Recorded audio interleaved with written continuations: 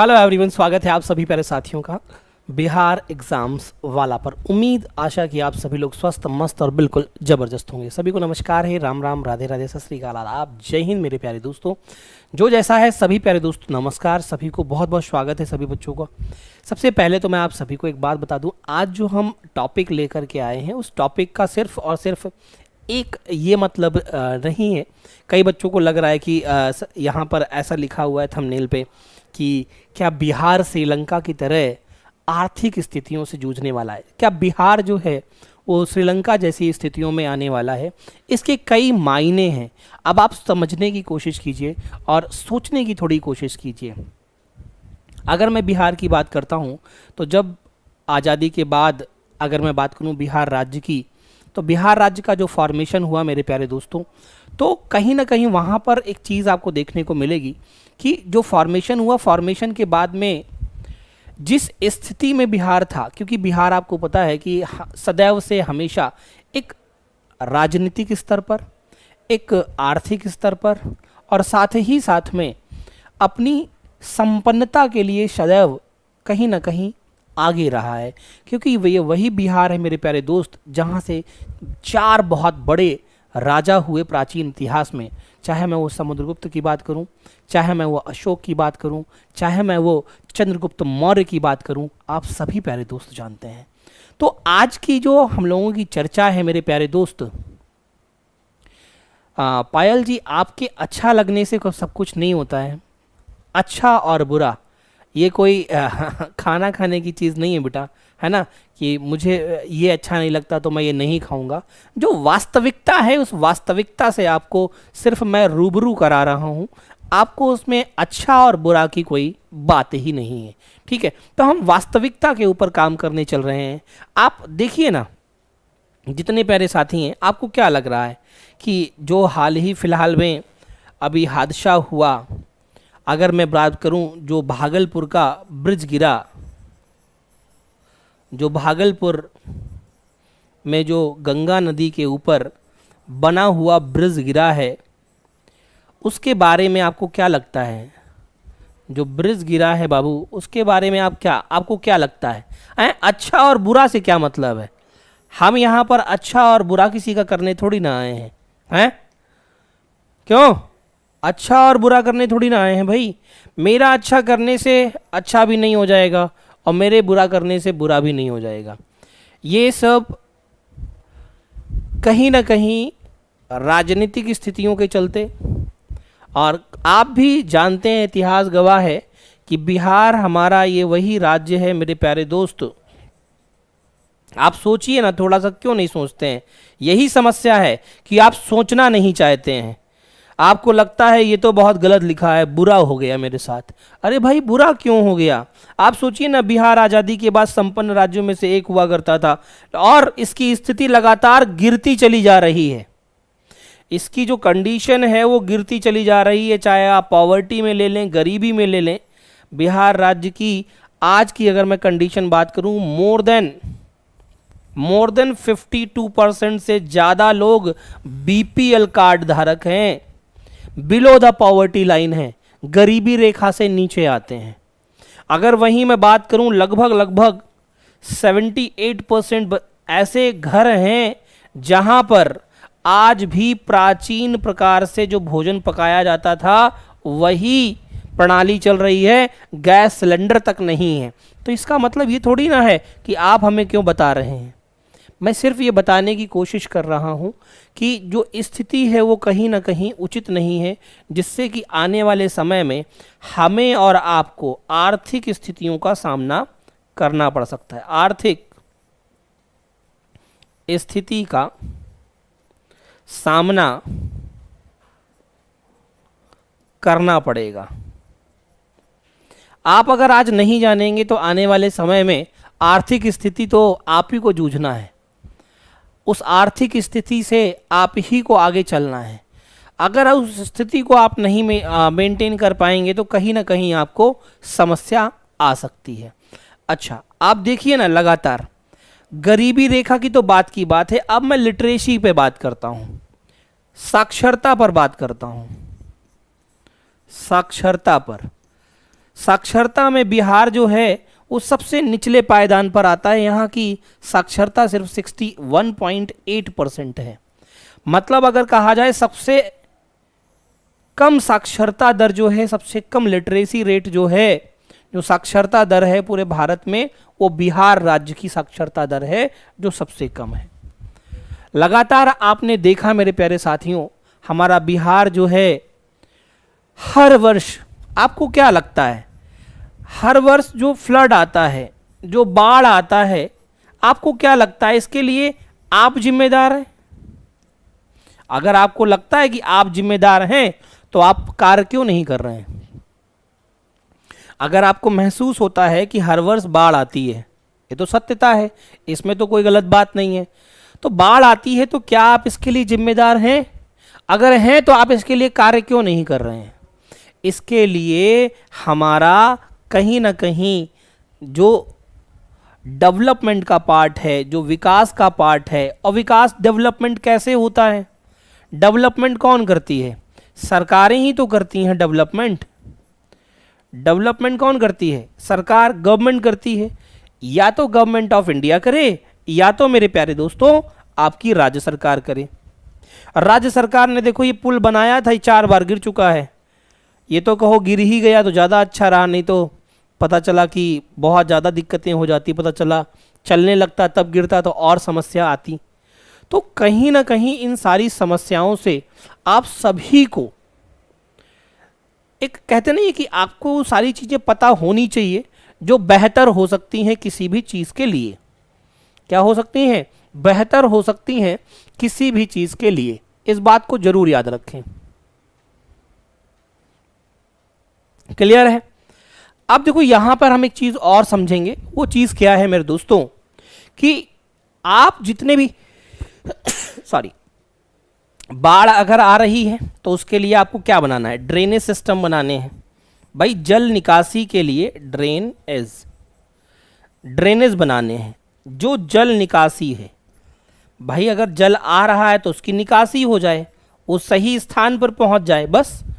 आप और क्या कर सकते हैं? भाई जल को बचाने की कोशिश कर सकते हैं, जिससे आने वाले समय में अगर पानी की डिफिशियंसी कमी होती है, ठीक है, तो उस पानी का आप जल संरक्षण करिए। जल संरक्षण करिए। बाढ़ आती है तो इसका मतलब ये थोड़ी ना है कि जल आप संरक्षित नहीं कर सकते। जल का संरक्षण कर सकते हैं, लेकिन नहीं कर रहे हैं। एक एग्जाम्पल नहीं है। अब आप सोचिए ना, अगर हमारे बिहार राज्य में इंडस्ट्री की मैं बात करता हूं, आप भी जानते हो कि बिहार राज्य में खूब सारी इंडस्ट्रीज थी। मैं पास्ट की बात कर रहा हूं, इंडस्ट्री थी, ऐसा नहीं कि नहीं थी। लेकिन जब सन 2000 में डिवाइडेशन हुआ, सन 2000 में बिहार से काट करके झारखंड राज्य बना। जब झारखंड राज्य बना तो जितना इंडस्ट्रियल एरिया था वो सारा का सारा इंडस्ट्री झारखंड में चला गया, और बिहार में क्या बचा मेरे प्यारे दोस्त? इंडस्ट्रियल एरिया ना के समान रह गया। अब यहाँ पर जो इंडस्ट्रीज़ हैं, जो बिहार में हमारी इंडस्ट्रीज़ हैं मेरे प्यारे साथी, जो बिहार में इंडस्ट्रीज़ की अगर मैं बात करूं तो वो कैसी हैं? बिल्कुल ना के समान हैं, कुछ है ही नहीं, आप ऐसे मान लीजिए। जिस कारण से हमारे अपनों को बिहार छोड़ करके माइग्रेट करके अलग अलग शहरों में जाना होता है। कुछ दिल्ली जाते हैं, कुछ हरियाणा भी जाते हैं, कुछ पंजाब भी जाते हैं, कुछ गुजरात भी जाते हैं, कुछ महाराष्ट्र भी जाते हैं। कभी आप जाके तो देखिए, महाराष्ट्र का मतलब आप समझ रहे हैं? धरती का एक आखिरी कोना जहां समंदर है। आप जाके तो देखिए कितनी समस्या होती है। आपको लगता है अरे ये तो बहुत थोड़ा है, कुछ तो केरला भी जाते हैं, कुछ कर्नाटका भी जाते हैं। धरती का ऐसा हिस्सा कोई नहीं होगा जहां पर बिहार से हमारे भाई बहन ना मिलें आपको कार्य करते हुए। क्यों? कारण क्या है? बेरोजगारी। कारण क्या है? बेरोजगारी, यही तो कारण है। दूसरा, बेरोजगारी का सबसे बड़ा कारण क्या है? साक्षरता दर, पढ़ा लिखा ना होना, साक्षर ही नहीं है। साक्षर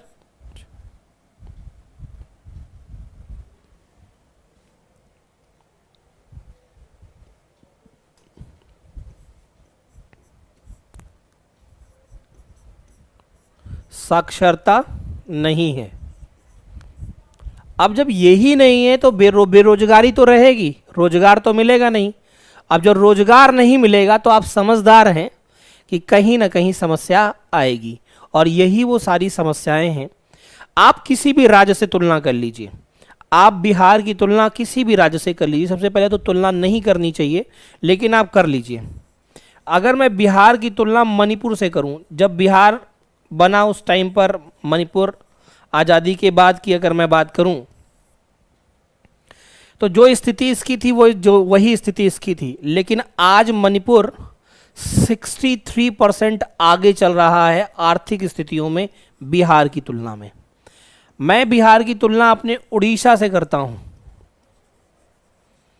इसकी और इसकी तुलना दोनों बराबर थे जब बने, और ये आज लगभग 56% आगे है आर्थिक स्थितियों में बिहार से।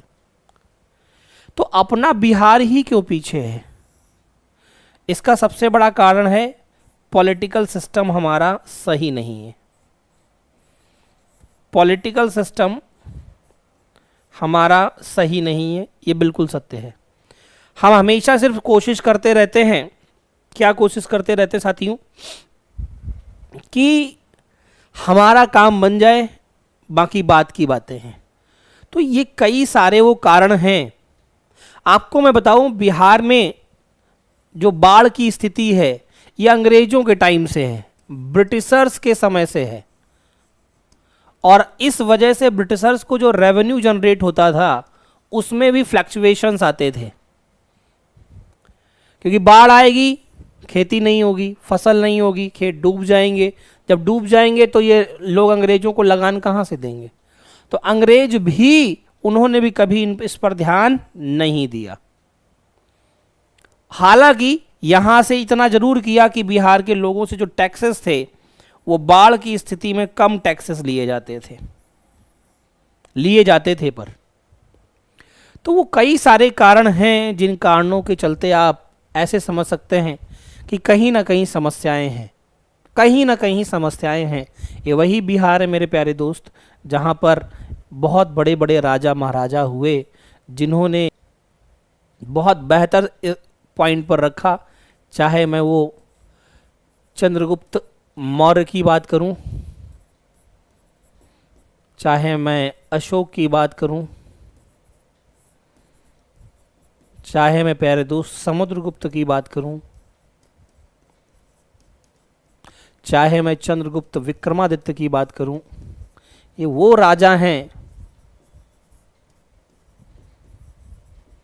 जिनके समय बिहार अपनी हर एक स्थिति में, सांस्कृतिक स्थिति में, आर्थिक स्थिति में, राजनीतिक स्थिति में सबसे आगे हुआ करता था, सबसे प्रथम स्थान पर हुआ करता था।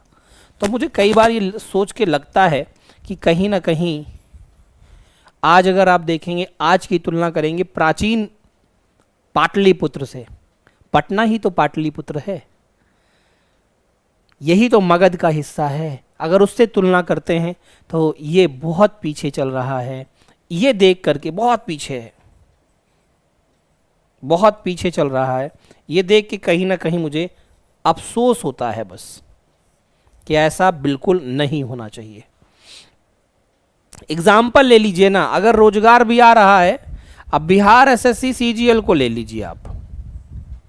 जब भी एग्ज़ाम होता है तो हर एग्ज़ाम में आपने देखा होगा, जब आप पेपर देने जाते हैं तो एक जो आंसर सीट होती है जिस पे आप बबलिंग करते हैं, उसमें एक कैंडिडेट कॉपी लगी होती है। बिहार एसएससी हमारा कैंडिडेट कॉपी ही नहीं देता है। देखो, सोचने की बात समझो। दूसरा, जब पेपर हो जाता है उसके कुछ समय के बाद आयोग के द्वारा आंसर की दी जाती है, लेकिन सबसे बड़ी चीज़ है हमारा जो बिहार एसएससी है वो आंसर की भी नहीं देता। तीसरी बात, जब रिजल्ट आता है तो हमेशा नंबरों में कट ऑफ आता है, इस बार यहां पर परसेंटाइल में कट ऑफ आया है। मुझे परसेंटाइल से कोई भी ऐतराज नहीं है, मुझे तो ऐतराज इस बात से है कि आप परसेंटाइल के साथ साथ में नंबर भी तो दीजिए।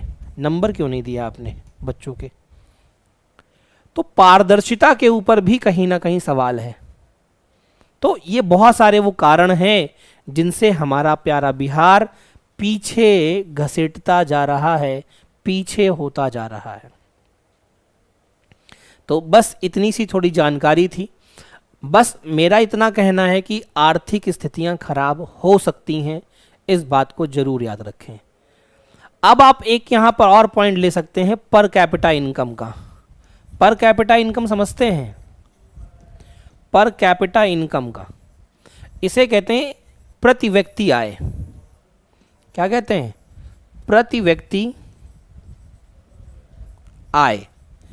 एक वर्ष में एक व्यक्ति की जो आय है, बिहार की अगर मैं बात करता हूं, वो सबसे कम है पूरे हिंदुस्तान में। वो सबसे कम है पूरे हिंदुस्तान में, लगभग 43,000 रुपए के आसपास। 43,000 रुपए के आसपास है। तो अब आप बताइए, क्या अगर सही तरीके से आप डिवाइड करो 12 से, 12 महीने की है ये, तो 12 चौक 48, मतलब 4,000 रुपए से भी कम एक महीने की आय है हमारे बिहार की। क्या वास्तविकता में आप 4,000 रुपए में एक व्यक्ति अपना खर्च चला सकता है? आप सोचिए, इतनी महंगाई में। तो कहीं ना कहीं जो हमारे राज्य का पिछड़ापन है उसे दूर किया जाए। इसके लिए जो पॉलिटिकल सिस्टम है हमारा, जो राजनीतिक तंत्र है, उसमें बैठे हुए जो माननीय नेतागण हैं, उनको बिहार में इंडस्ट्रीज़ लानी होंगी जिससे अधिक से अधिक रोजगार का सृजन हो, रोजगार का सृजन हो, रोजगार का मौका बने। शिक्षा को बेहतर से बेहतर करना होगा, शिक्षा को बेहतर करना होगा। इस बात को भी आप याद रखें।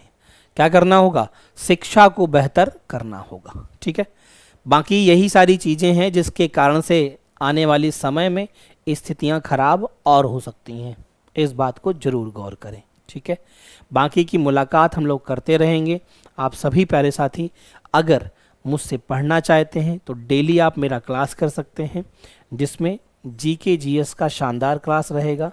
इस जीके जीएस की क्लास में history, polity, economics, geography, science, Bihar GK और करंट अफेयर्स, इन सभी के प्रश्न रहते हैं जो कि बहुविकल्पी एमसीक्यू के फॉर्मेट में रहते हैं।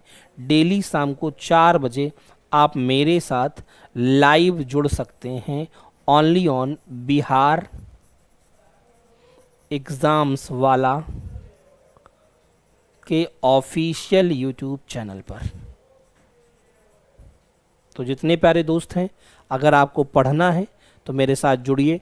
ये क्लास बिल्कुल निशुल्क है, बिल्कुल निशुल्क क्लास है, कोई इसका पैसा नहीं है, शिक्षा बिल्कुल निशुल्क है। तो ज़रूर मेरे साथ जुड़ें आप सभी प्यारे बच्चे। कहाँ पर? बिहार एग्ज़ाम्स वाला के ऑफिशियल यूट्यूब चैनल पर। आप सभी प्यारे साथियों को बहुत बहुत धन्यवाद। जय हिंद।